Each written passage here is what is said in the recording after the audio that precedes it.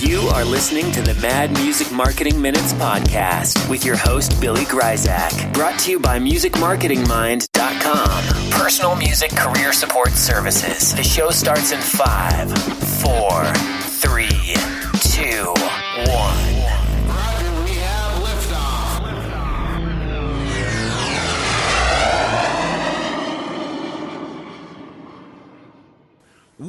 Welcome to the Mad Music Marketing Minutes podcast. This is going to be a landmark show. I have been trying to get this guy on for a long time, and due to no fault of his, just mine and my schedule, and I'm a big fan. And today, I usually talk for a long time, but I just want to cut the crap, get right down to it, and introduce our guest today, Mr. I don't know if you call yourself Mr. or not, but I'm going to call you Mr. Martin Atkins. How you doing today? I'm great, thanks. What's going on where you are? Well, where I am, I'm in Wisconsin, Green Bay, Wisconsin, and it's just before Easter, and it's snowing like crazy here. Can you believe it? Oh, shit. Yeah, it's supposed to snow. I'm in Chicago. It's supposed to snow here this week, and it's just like, it's not right. It's just right. Yeah. So are you in Chicago for what? What are you doing down there? Well, I live here. I've been here since 1989. I'm the department chair for music business at this amazing school called SAE, and it's tiny. They call it like a boutique school, but there are 54 schools in 32 countries. Wow. So it's this kind of worldwide network that we're just now. It's been going since 1976. And we're just starting now to kind of leverage the whole network of it and have some fun with it. Whoa. Well, for those listeners, followers, fans of the show that might not be familiar with you, and they're going, oh, great, he's got a teacher on, but they couldn't be more wrong. Do you mind giving us a little background, a little history, and just kind of, let everybody know who you are, what you've done, and let's just see what happens. Right. But you say that like we've got a teacher on, like it's some kind of like, oh, boo. But, I came up through punk rock, and I'll tell you about that in a minute. But to me, the most punk thing I could be doing right now is working with kids as they come up through this and infect them with my ideas and let them find their feet and push them out the window of the moving bus, and start a new generation of lunatics. But I started playing drums when I was 9, started drinking and backing strippers when I was 11. I joined a band called Public Image Limited, which was the band formed by Johnny Rotten when the Sex Pistols blew up or whatever they did. That was in 1979. And I was with PIL till 85. So we did 5 or 6 albums, toured the world a few times. Then I quit music altogether, started a construction company, and as soon as that construction company started to do well, the guys from Killing Joke called me and asked me to join Killing Joke over in the UK, which I did, and then I bounced into a Chicago band called Ministry. I worked with 9 Inch Nails. I'm in the Head Like a Hole video, the Grammy Award-winning track Wish. I have my own band Pigface, which has, I think that's 23 years old and has about 500 different members, including Flea from the Chili Peppers, Danny from Tool, Trent from 9 Inch, and all kinds of interesting people. I have my own label, Invisible Records. We've put out about 400 albums.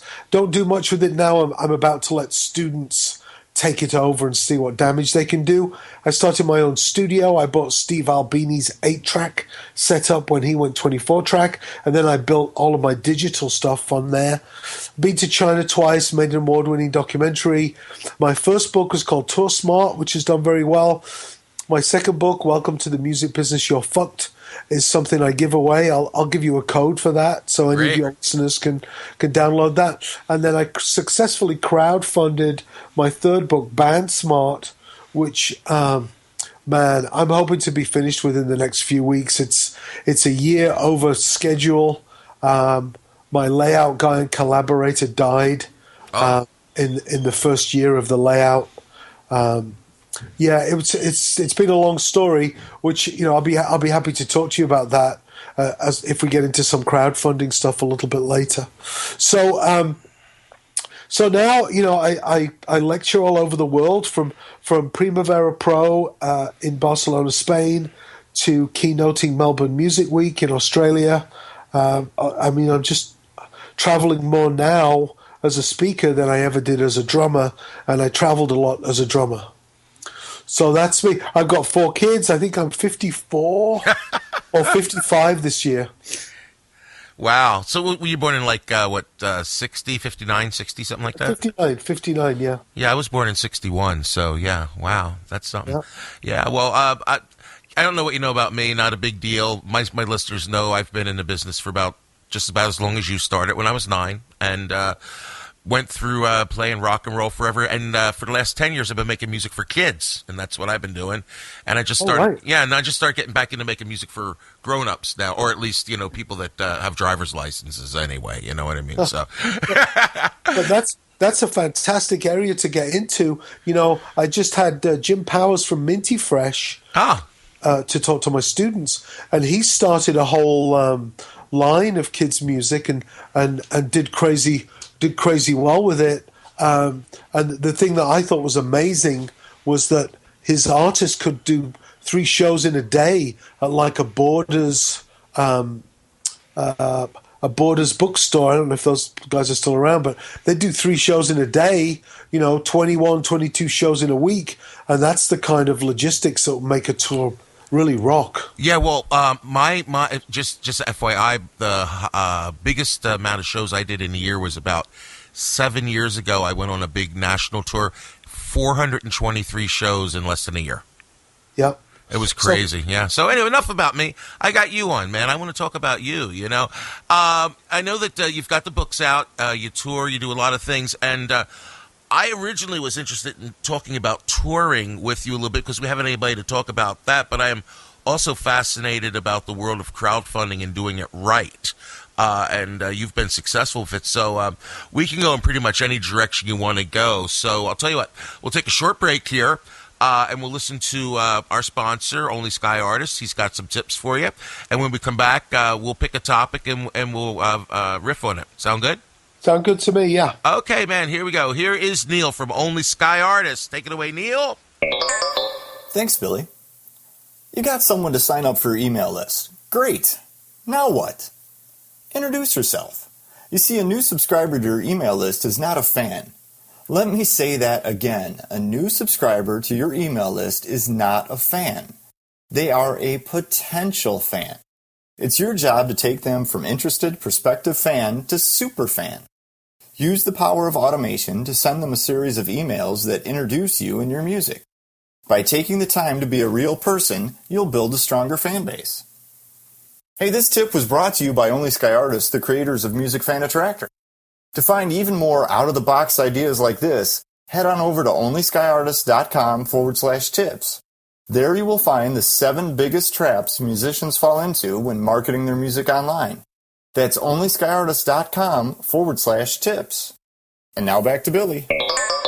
All right, we are back with Martin Atkins, author, drummer, entrepreneur, teacher, all-around great guy, dad, punk rocker, you name it. But we're going to talk a little bit right now about touring, because we get a lot of people that want to get out and they want to gig, and maybe they know how to book a tour, maybe they don't. But more important than that is when you go on tour, you kind of need to know how to tour. And you've even done a book on this, isn't that correct? Yeah, Tour Smart. Yeah, it's wow. This is going to sound like a plug for the book, but it isn't, because you just go steal it from someplace or borrow somebody else's and read it. It's 700 pages that you do really well to read it before you go on the road and risk your life, risk your love of music, risk your friendships and relationships and your credit score. You don't have to read my book about touring. Read somebody's book about touring. I was just talking to this artist tweeted me, and I ended up calling them to give them some advice because I thought they were just on the verge of catastrophe. I started to ask a few questions, and then it all started to go pear-shaped. I was like, okay, so when you play in your home city, how many people do you play to? And I couldn't really get an answer to that. I'm like, okay, so this guy was busking on street corners. I'm like, okay, well, when you do that, that's great, because you could do that 4 or 5 times on a Saturday and change locations, which is, you can't change locations when you're playing at the Metro in Chicago. You're there, and the audience is either there or they're not. Right. So when you do that, how many people do you add to your mailing list, and how many people are on that list right now, and where are they from? And I couldn't get any answers to any of these questions. And in the end, I just advised them to not go on this tour that they were planning until they'd perfected the art of their business, which is to, you can give away anything you want for free, your time, your music, your energy. I give away T-shirts on Fridays sometimes. Yeah, I've been following that. That's awesome. Yeah, Free Shirt Friday. It's I make the most money on Free Shirt Friday, which is, there you go. But you've got to be building this mailing list. You have to be able to contact all of these people that you're touching randomly all over the place. You have to be able to corral them into one place 2 months down the line, and if you're not collecting these emails, if you don't know how important it is, then it's time to kind of take a step back and refocus. So my advice to anybody going on the road is to try and perfect their act before they go on the road. And I don't mean their act on stage. I think I mean everything but the act on stage. I mean, just working all day and all night to harvest these names and addresses, so you're building your fan base for the future, and you're not relying on some journalist from a magazine or a radio station to make you pick of the week. You're just relying on all of the relationships that you've made happen yourself. And then all of the little things start to add up. So you invite a few people, you go to a coffee shop or a clothing store or a tattoo parlor or a hairstylist or whatever it is, or all of those, skateboarding store. You invite all of those people to come and see you and give them a couple of T-shirts, and then maybe they'll put up some posters next time. You're always thinking about next time. Maybe you get 15 to 20 more people than the 20 who might have shown up. So you're playing to 45 people instead of 20. So now your tip jar has $12 in it instead of $4 in it. Mm-hmm. All of these tiny little things start to make a difference. You sell 4 or 5 shirts or 7 shirts instead of 2, So then you add a second shirt to your merch booth, and now you sell 12 shirts instead of 7. And all of these tiny little things start to add up to create a sustainable model for you. But, you've got to be ready to work at 10 in the morning till 2 in the morning every day, whether it's jumping out of your vehicle because you could stop in Erie, Pennsylvania on the way to Pittsburgh, or wherever, or on the way to Cleveland, or wherever that town is. I've forgotten. But just being prepared to do that and get 6 more names. You never know which name you get is going to be the person who ends up knowing the person who knows the other person who suggested you do the thing that got you the other thing that led to the other gig that got you in front of a sponsor who helped buy you a trailer. It's that 6 degrees of separation thing. Yeah, absolutely. Now, this is all well and good. One thing that I notice about bands that think they're going somewhere is they right at the beginning, when they're together with their buddies, or they put an ad on Craigslist, whatever, they meet all these musicians, they don't really realize that they're in a business. Well, yeah. I mean, you want a certain. It's weird. You want a certain element of optimism tinged with insanity. Mm-hmm. Otherwise, nobody would get in a van for 6 months or risk everything or, you have to hope and believe that something magical can happen, because it's your hope and belief that actually makes it happen. But you need somebody in this mix that looks at the numbers, that says, well, we're traveling 2,000 miles, our vehicle gets 12 miles to the gallon, this is how much money we need for gas, and how are we going to get that, and so it's finding this mix of somebody who will, take all the information down for every show. So after 6 months, somebody can say, look, I know we always thought Saturday night was the best night of the week, but our Tuesday, Wednesday, and Thursday nights are really doing great. We need to do more of that. And anytime we do the three Johnny Cash cover songs in the middle of the set, we sell more shirts. And, you start to look and understand your unique business. And every band, every artist is a unique business in and of itself, and you start to do more of what works and less of what doesn't.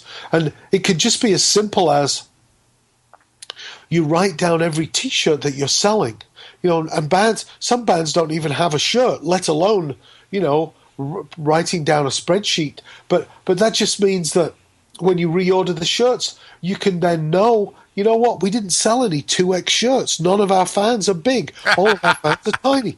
So, it's not always about how can we play Radio City Music Hall and play to 5,000 people. Sometimes it's just about not ordering 10 more 2X shirts. It's all of these tiny, tiny little things that add up to something. Now, you talked about your mailing list.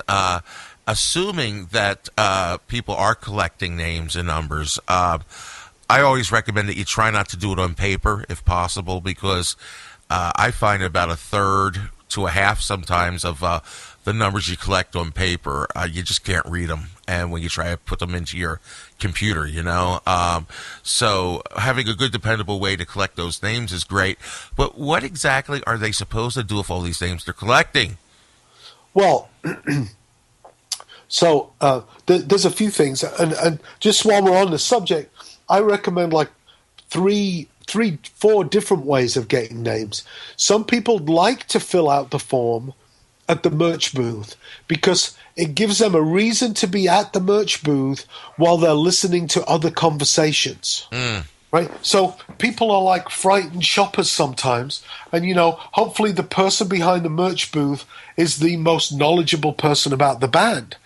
And maybe there's 2 other knowledgeable people. No one wants to walk up to the merch booth in front of, a couple of fans of the band and the guy from the merch behind the merch booth, who's probably the most knowledgeable person, and say, hey, give me the Live in Cleveland CD, or, and be a laughingstock because that's the worst CD ever made by the band, So sometimes the physical mailing list form that people fill out on the clipboard, it's sure, it's there to collect a name and address and whatever, but it's also there as camouflage for people to stand there and slowly, carefully write down their information, but listen to conversations while they're doing it. I also like to have like a little flyer that people can take away, and then a QR code, like Nimbit do a really good thing where you can snap a QR code and get a free single download or a recording in return for giving your name and address. So I think, and you can have a QR code on stage as well. So you give people like 3 or 4 ways to give you their information, and it's more likely to happen. I would agree with that. Also, what do you think is the best incentive to get people on the mailing list? Well, it's so there are some bands. There's a Chicago band called I Fight Dragons, and they spent a couple of years working their asses off before they got a deal. And once they got the deal, they really made it work. But they would do. I think they did a free song every week. So you have to bear in mind, if you're on a little bit of a tour and you go off to Detroit or somewhere, that's great. Now all those people signed up, they're anxiously awaiting some kind of communication. You can't wait 4 months to do a big mail out of information. you have to start communicating with people as soon as possible. So, for instance, I'll give you this code for my book, and when people get my book download, their information, their zip code and email address is automatically entered into a Salesforce database. So I don't have to do any work. I just have to pay my $1,000 a year Salesforce subscription. But then, that's something that a larger band might want to think about. So you don't get to the end of the tour, then enter everybody's names and then communicate. It could be 8 weeks to 3 months after you've actually met some people.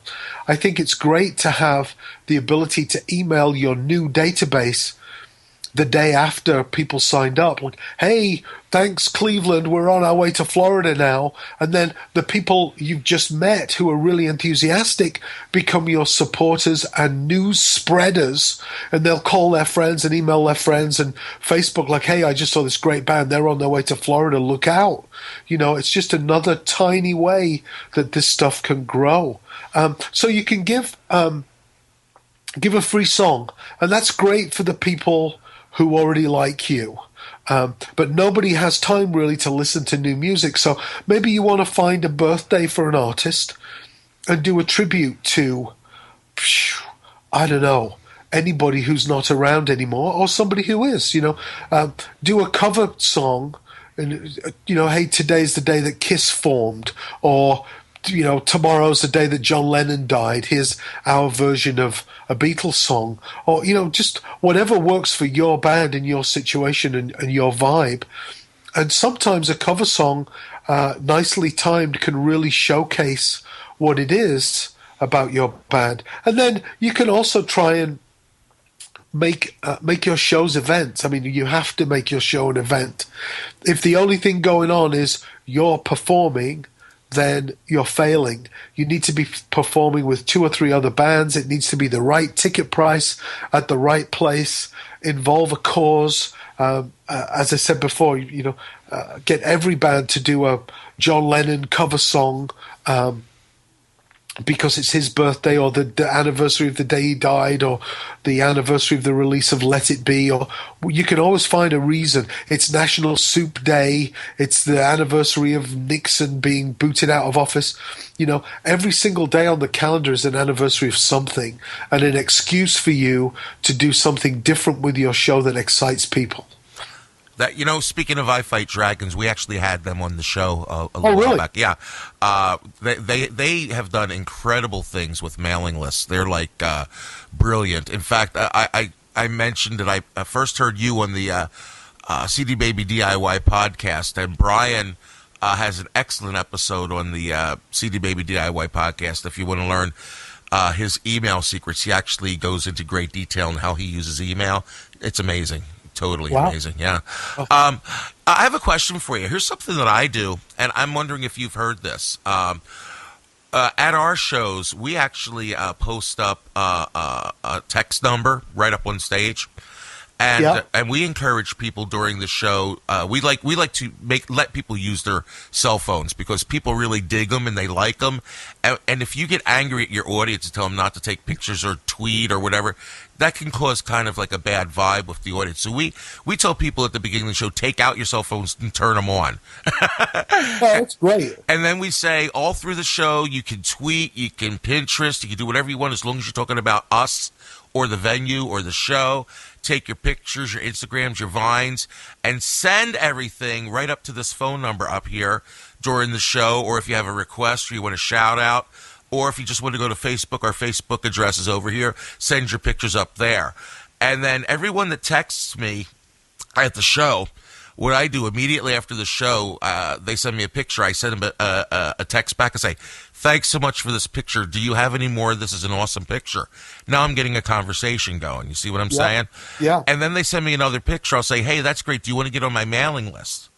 And then they say, yeah, how do you do it? And I said, well, send me your email address. They do that, and then they'll go, oh, by the way, you're so awesome at taking pictures and being involved. I really appreciate it.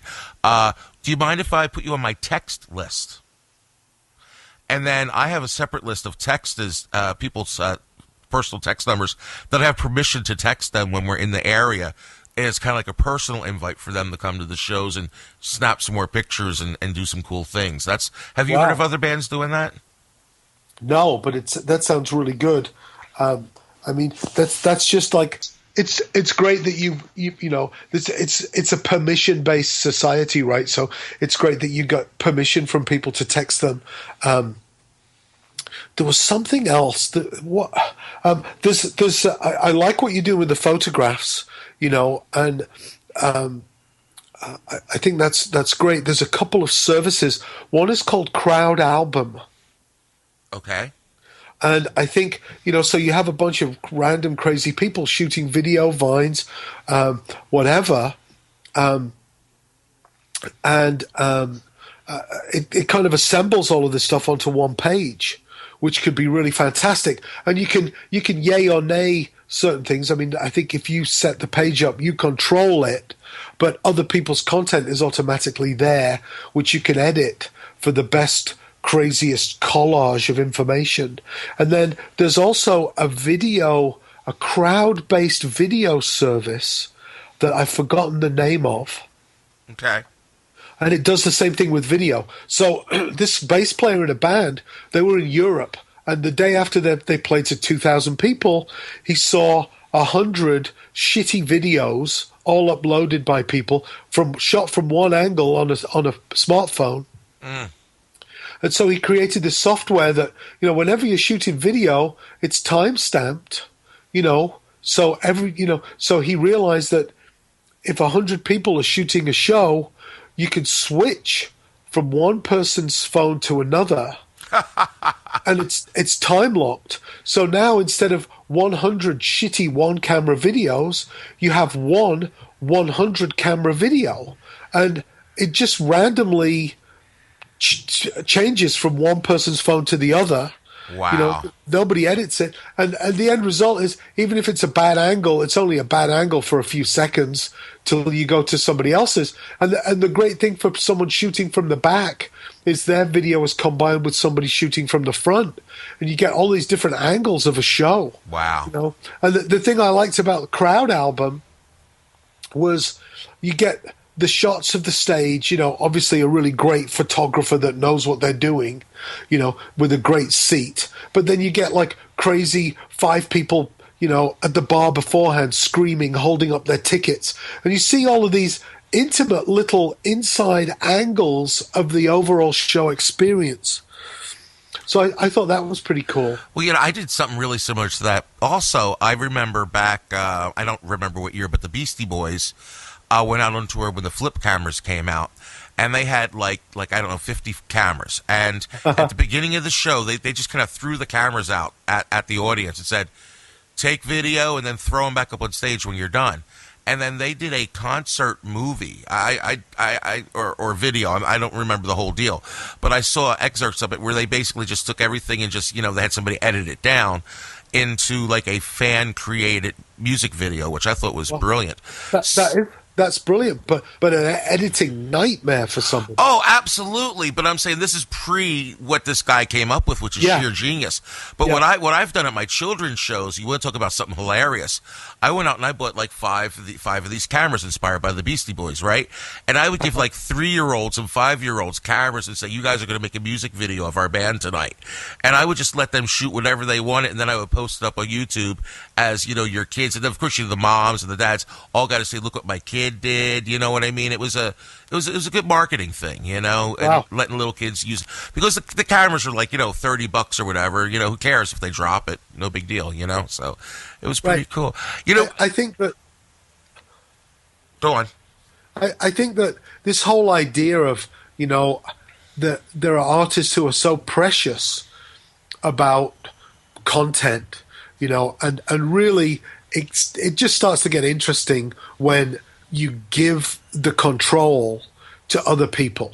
You know, it's like you don't need to have the first right of refusal or the right of final cut, because if you've got 5, 10, 50 people shooting a video with their cameras, that will be the best fucking video they've ever been involved in. Yeah. And what you need is their enthusiasm telling people, oh my God, I was a cameraman on this video. They're not going to say, I was one of 75 camera people. They're just going to say, I was a cameraman on this shoot. Isn't it amazing? Go look, I love this band, blah, blah, blah. And that's the secret sauce, is people's enthusiasm. And you don't get people's enthusiasm by proving to them that you're awesome. You get people's enthusiasm by allowing them to be awesome themselves. Absolutely. And that's really what it's all about. Because, let me tell you, I spent 20 years, 30 years almost trying to be a rock star, and it was all about me, Then when I switched careers working with the kids, I kind of made it not about me anymore. Uh-huh. And the minute I took me and my big fat ego out of the equation, I became successful. Yeah. And now I'm doing that now with my grown-up stuff. I'm doing some projects, and it's not about me. It's about turning people on to stuff that they're excited about.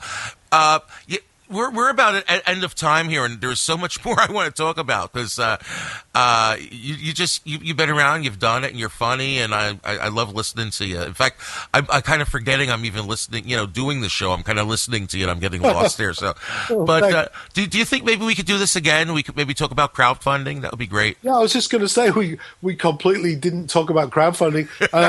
I'd be happy to do that. Yeah, and then next time I won't have to do my long introduction. We'll have more time. That'd be awesome. Martin, I cannot thank you enough. Now, before you go, you want to give us a code and tell us if you have any appearances, websites, Twitter followers. I mean, this is you go for it, man. Mark it, Martin. Go for it. Well, actually, no. I have to email the code to you. Okay. Sorry. All right. So yeah, we're ending with a whimper, not a bang. That's fine. But yeah, my book is nearly finished. I'm very. If you saw my first book, Tour Smart, it's so graphic heavy, and so the book is pretty much done, and it's all layout, and it's kind of killing me, but I'm happy to be taking the time to lay out every page so that anybody that's as ADD as I am has more than just blank pages of text to look at. Right. Absolutely. So if people want to get a hold of you, how would they do that? You can follow me on Twitter. I'm Martine on Twitter, MarteEen. That's 4 E's, just like the old days.